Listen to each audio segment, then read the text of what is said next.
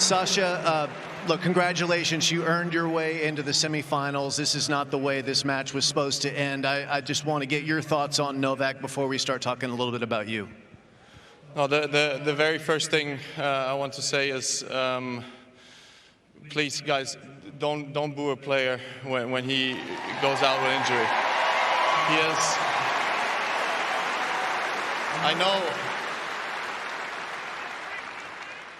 I know that everybody paid for tickets and everybody wants to see hopefully a great 5-set match and everything, but you got to understand, Novak Djokovic is somebody that has given the sport for the past 20 years absolutely everything of his life.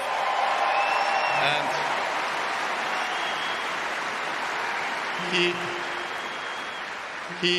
he has won this turn with an abdominal tear. He has won this turn with a hamstring tear. If he cannot continue a tennis match, it really means that he cannot continue a tennis match. So please be respectful and really show some love for Novak as well. That's well said.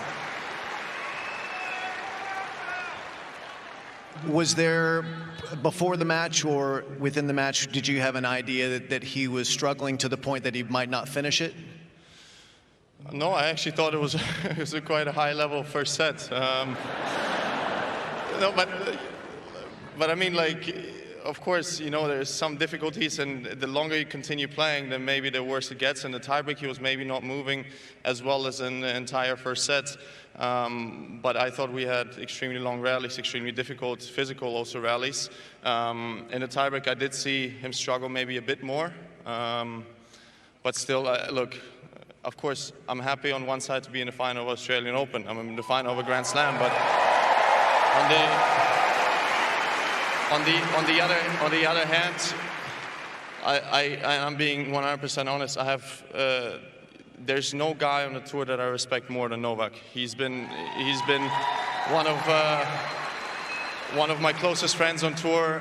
Whenever I struggled, I could always text him, I could always call him, I could always ask him for advice. I was speaking to him for hours last year in Shanghai when I was really struggling mentally a little bit after the US Open defeat in the quarterfinals. And he's always somebody that helped a lot. And, you know, I wanted it to be a tough 5-set match as well. But, you know, it is how it is. He's won this tournament 10 times. And, again, I have nothing but respect for him.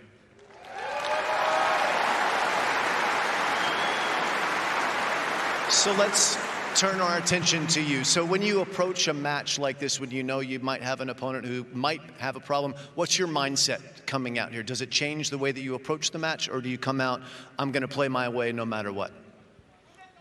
Well, not against Novak, to be honest. I played him here in 2021 when he had an abdominal tear, and he served 28 aces against me. So I was like, well, I have to play 100%. You know, I played probably one of my best sets of the tournament. Now, the first set, and I won 7-5 in a tiebreak while he was injured. So, but you won. Yeah. Well, I don't know. Maybe I'm not that good. Maybe Novak is too good for the sport. I don't know what to say. You're number 2 in the world. They don't give that to you. You have earned it, and it's been really fascinating and fun.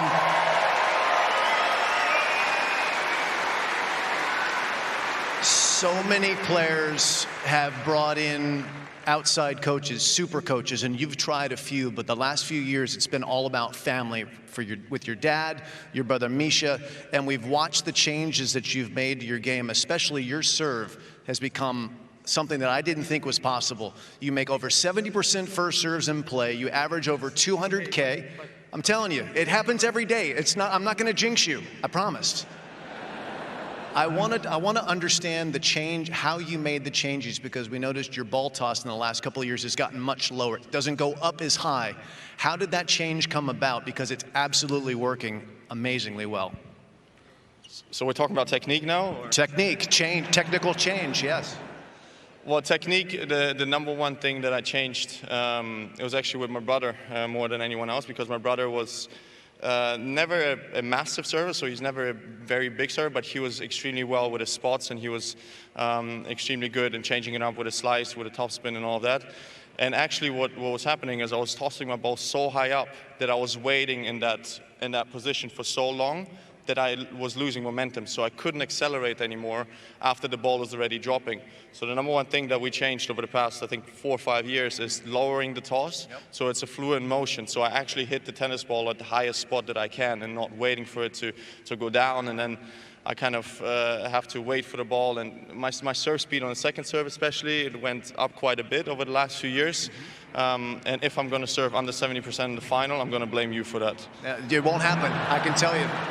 It won't, you already had your bad service day. You served 69% in your last match. Yeah. Terrible. That was horrible. It was awful, right? That was terrible. That was a terrible serving day. I only served 4 aces as well, so I didn't like that.